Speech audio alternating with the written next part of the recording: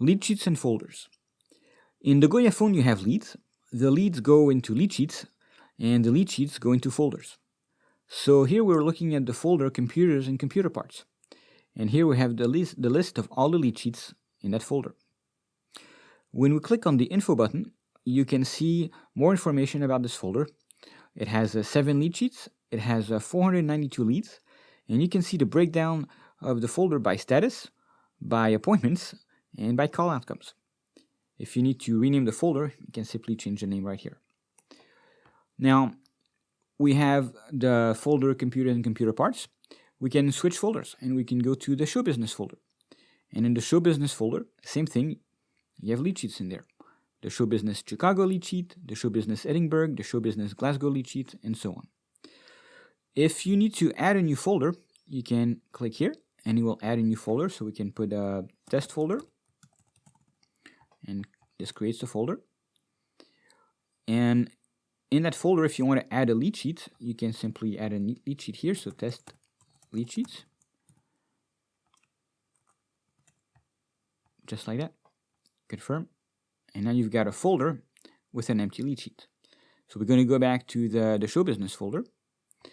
And in there, you can see that in this particular demo, the structure of the lead is such that you have a breakdown by folder which contains, shall we say, product lines. And in there, you have lead sheets that are separated by geography, by city.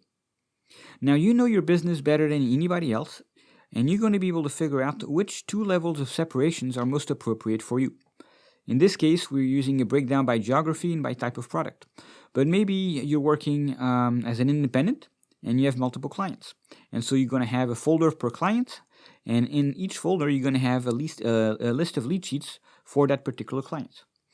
So you're going to be able to tell how you separate leads by folders and by lead sheets and what should each represent. When we click on an actual lead sheet, let's click on the Chicago lead sheet. Here we have the leads in that lead sheet. You see, this is a page. It has 40 leads per page. Click on page 2. These are the leads. Let's go back to page 1.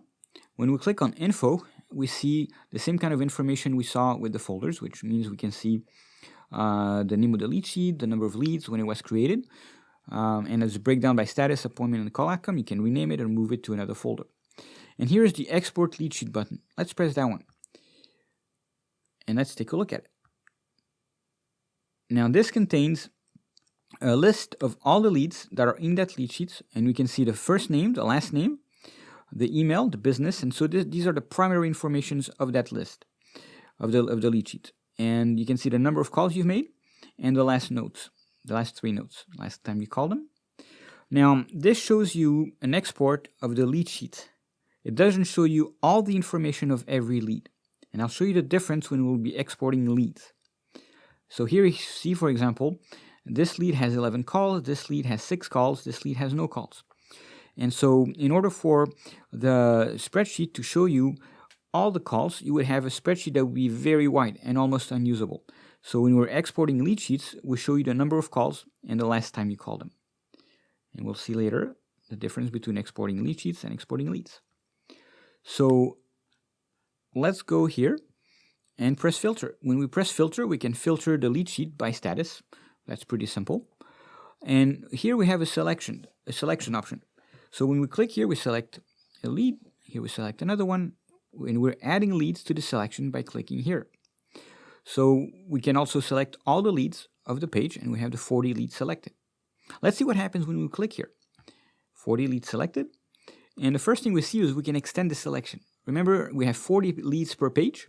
And so we've selected all the leads of the first page, which means there are 24 leads remaining unselected on page 2. If we click extend selection, now we have selected the 64 leads selected. And we can load them in the phone, which means they'll go in the dialer. We can move them to another lead sheet, so you can select the folder where you want to move them to. We can export the leads. Now let's click here.